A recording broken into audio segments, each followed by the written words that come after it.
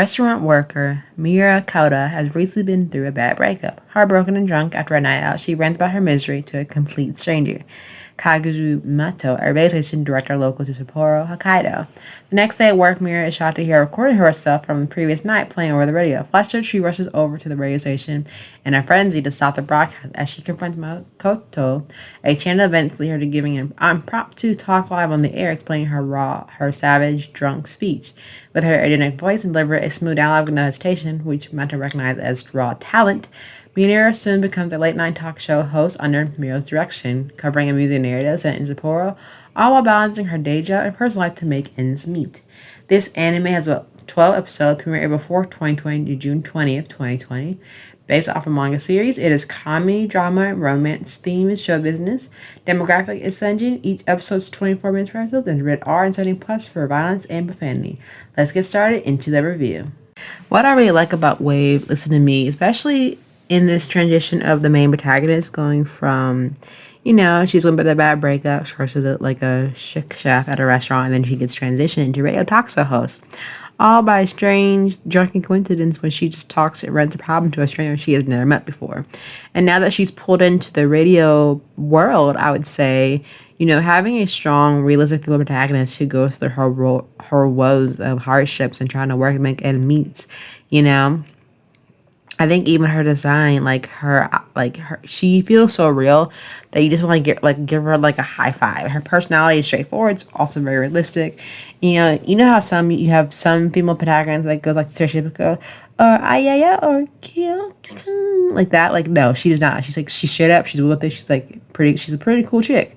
And what I really like about this female protagonist, she's probably the main reason why it gives me the feel of like Japan meets the Twilight Zone, but very interesting twist on it. I feel like for her, in general, you're having a good laugh while watching Way Listen to Me, but also I think the concept of making a radio broadcast into an anime was a nice turn and peep that I haven't really seen before. And I know there's like radio talk normally in anime, like for that be like the voice, or I'll give you an example. Q focuses like on the podcast episode in their segment while the characters are shooting voice actors. Now for this protagonist in particular, and Blade Listen to Me, she goes from chef in the kitchen to a radio host by pure accident, pure coincidence. Because the director that she obviously had her drunken rant to thinks she has some interesting talent.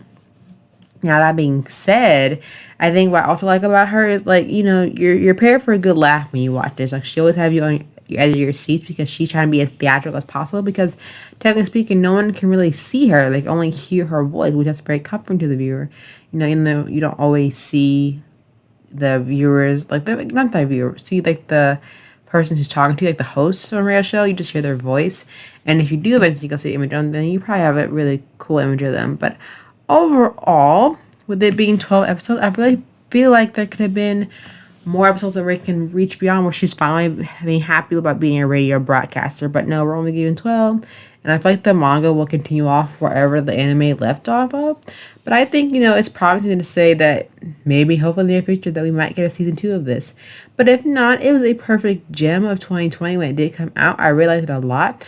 I love the growth of all the characters that were introduced, especially the story that she brings us, would that be whether she's sober or drunk. 9 out of 10, she is normally sober and she has no idea what she's doing, but hey, you fake it till you make it, and you have mentors and colleagues to help you to navigate this world of radio broadcasts, which is totally new to her.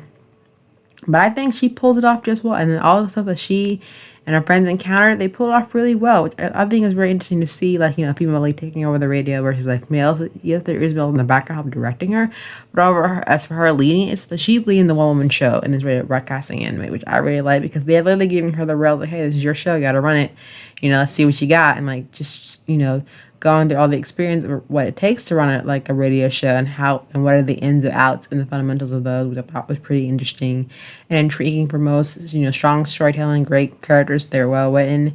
I just wish they were given more time to flesh me more out to see how this radio career will help her in her other life adventures, and maybe some romance along the way, but who knows. But definitely check out Wave Listen to Me if you haven't seen it already, and I'll see y'all real soon for another anime review. But until then, bye.